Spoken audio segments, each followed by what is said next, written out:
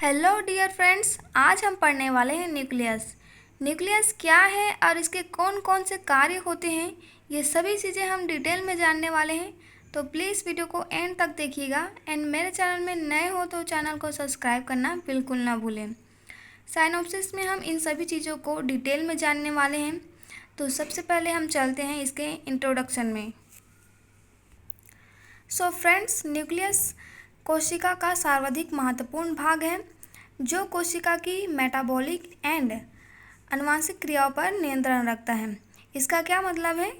Nucleus sales का बहुत ही important भाग है जो सेल्स की बहुत सारे कार्य होते हैं, जैसे कि मेटाबॉलिक हो गया, जेनेटिक एक्टिविटी हो गया, इन सभी चीज़ों पर वो कंट्रोल करता है। ठीक है, न्यूक्लियस का यही कार्य होता है, सभी क्रियाओं पर कंट्रोल रखना या करना होता है। ठीक है, न्यूक्लियस जो है वो साइटोप्लाज्म में प्रेजेंट होता है और इसका जो स्ट्रक्चर हम देखें तो ये गोलाकार होता है, अंडाकार होता है, लंबी व चपटी होती हैं।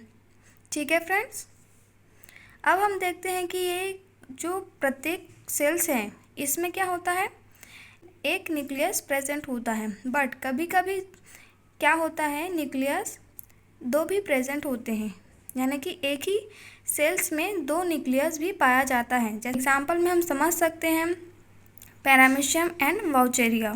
ठीक है, फिर हम देखते हैं कि न्यूक्लियस की खोज किसने की थी। तो न्यूक्लियस की खोज सर्वप्रथम यानी कि सबसे पहले रॉबर्ट ब्राउन ने सन 1831 में किया था। ठीक है, सो फ्रेंड्स, इस डायग्राम के थ्रू आप न्यूक्लियस के स्ट्रक्चर को आसानी से समझ सकते हैं कि न्यूक्लियस में क्या क्या प्रेजेंट होता है। तो इन सभी चीज़ों को हम डिटेल में जानने वाले हैं कि इसमें क्या क्या होता है। ठीक है फ्रेंड्स, स्ट्रक्चर के आधार पर न्यूक्लियस को मतलब निम्न भागों में डिवाइड किया गया है। ठीक है, जैसा कि हमने इसके स्ट्रक्चर को देखा तो हमने सबसे पहले उसमें क्या पाया, न्यूक्लियर मेम्ब्रेन पाया। ठीक है, तो न्यूक्लियर मेम्ब्रेन क्या होता है, ये केंद्रक के चारों ओर पतली स्तर वाली होती है, यानी कि लेयर होती है, पतली झिल्ली पाई जाती है जिसे हम न्यूक्लियर मेम्ब्रेन कहते हैं। इनकी जो बाहरी झिल्ली होती है ये लिपोप्रोटीन की बनी होती है और इसी में ही राइबोसोम पाया जाता है, राइबोसोम प्रेजेंट होता है। और इनकी जो भीतरी झिल्ली होती है वो फाइब्रस लैमिना का बना होता है। ठीक है फ्रेंड्स, फिर है झिल्ली के बीच बीच में छोटा सा पोर होता है या छिद्र होता है, या बोल सकते हैं हम होल होता है। ठीक है, उसे हम क्या बोलते हैं, न्यूक्लियर पोर कहते हैं। ठीक है फ्रेंड्स, अब हम पढ़ने वाले हैं न्यूक्लियोप्लाज्म। न्यूक्लियस के अंदर पाए जाने वाले पारदर्शी अधर तरल पदार्थ को न्यूक्लियोप्लाज्म कहा जाता है।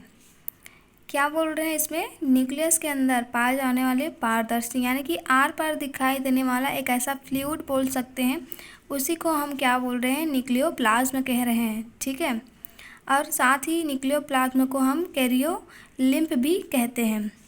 और ये जो कैरियोलिम्फ है यानी कि न्यूक्लियोप्लाज्म है, ये प्रोटीन, नाभिकीय अम्ल एंड एंजाइम आदि की बनी होती है। ठीक है, फिर इसके बाद आता है क्रोमेटिन नेटवर्क। तो हमने देखा कि केंद्रक के न्यूक्लियोप्लाज्म के अंदर कुछ टेढ़ी मेढ़ी धागेदार धागेनुमा संरचनाएं होती हैं जिसे हम क्रोमेटिन नेटवर्क कहते हैं। एंड न्यूक्लियोप्लाज्म में जो क्रोमेटिन धागेदार रचनाएं होती हैं, धागे होती है, वो क्रोमोनिमेट की बनी होती हैं। ठीक है फ्रेंड्स, ये जो धागे आपको दिखाई दे रही होंगी वही क्रोमोनिमेट की होती हैं। फिर है क्रोमेटिन नेटवर्क पर बहुत ही सूक्ष्म कणिकाएं होती हैं जिसे हम क्रोमोसेंटर कहते हैं। आप इस डायग्राम को तो बहुत ही आसानी से समझ सकते हैं। ठीक है फ्रेंड्स, तो फ्रेंड्स क्रोमेटिन नेटवर्क को दो भागों में बांटा गया है। पहला है यूक्रोमेटिन, फिर दूसरा है हेट्रोक्रोमेटिन। ये आप एग्ज़ाम में लिखना चाहें तो लिख सकते हैं, बाकी हम आगे बढ़ते हैं। अब हम पढ़ने वाले हैं न्यूक्लियोलस। केंद्रक के अंदर पाए जाने वाले गोलाकार बड़े कण को न्यूक्लियोलस कहते हैं, यानी कि न्यूक्लियस के अंदर पाए जाने वाले गोलाकार बड़े जो कण होते हैं उसी को हम केंद्रिका कहते हैं, न्यूक्लियोलस कहते हैं। ठीक है, और ये आरएनए एवं प्रोटीन का बना होता है। न्यूक्लियस में न्यूक्लियस की संख्या गुणसूत्रों के सेट पर निर्भर करता है। न्यूक्लियोलस के भी निम्न भाग हैं, जैसे कि फर्स्ट है ग्रेनुलर जोन एंड सेकंड है फिब्रिलर जोन, थर्ड है एमोर्फस जोन एंड फोर्थ है न्यूक्लियस एसोसिएटेड क्रोमेटिन। ठीक है फ्रेंड्स, तो चलिए फ्रेंड्स अब हम देखते हैं न्यूक्लियस का फंक्शंस, केंद्रक के कौन कौन से कार्य होते हैं। तो केंद्रक सेल्स का नियंत्रण कक्ष होता है जो सभी कोशिकीय क्रियाओं पर कंट्रोल करता है। न्यूक्लियस क्या करता है, सेल्स में जितने भी अंग होते हैं जैसे कि माइटोकॉन्ड्रिया हो गया, एंडोप्लाज्मिक रेटिकुलम हो गया, इन सभी का अलग अलग कार्य होता है। इन सभी कार्यों को ये क्या करता है, न्यूक्लियस क्या करता है, कंट्रोल करता है। ठीक है फ्रेंड्स, एंड सेकंड है न्यूक्लियस सेल डिवीजन में मुख्य रूप से भाग लेता है। साथ ही ये प्रोटीन संश्लेषण को भी नियंत्रण करता है, प्रोटीन संश्लेषण को भी कंट्रोल करने का काम करता है।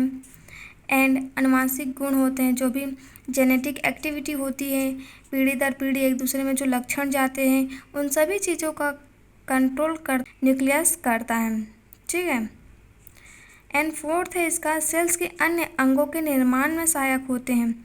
जितने भी सेल्स में अंग होते हैं जैसे कि mitochondria, ribosome, endoplasmic reticulum, lysosome, इन सभी चीज़ों के जो निर्माण के कार्य होते हैं वो सभी चीज़ें भी न्यूक्लियस करता है। ठीक है फ्रेंड्स, आई होप आपको न्यूक्लियस क्या है और न्यूक्लियस के कौन कौन से कार्य होते हैं ये सभी